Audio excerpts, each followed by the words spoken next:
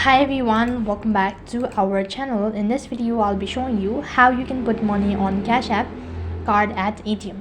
So in order to put money on Cash App card at ATM, so unfortunately you'll not be able to add money to your Cash App card from an ATM, but you can withdraw from ATM at any time. So unfortunately Cash App hasn't enabled this feature yet. However, you can try different workaround to put money on your Cash App card.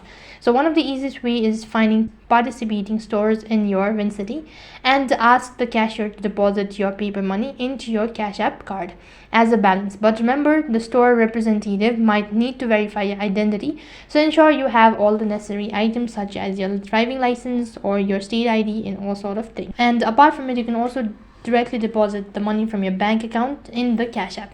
So for that, first of all, you need to log in into your Cash App account. Tap the bank icon located in the bottom left hand side corner, and next page you'll need to select paper money. After that, you need to tap on the directions button, and next page you'll need to click the show barcode button. You can scan it and then you can deposit the amount accordingly. So these were some of the ways to put money on Cash App card. That is all for this video. I hope the video was helpful. Make sure to like, share and subscribe to our channel. Thank you for watching. See you in the next video.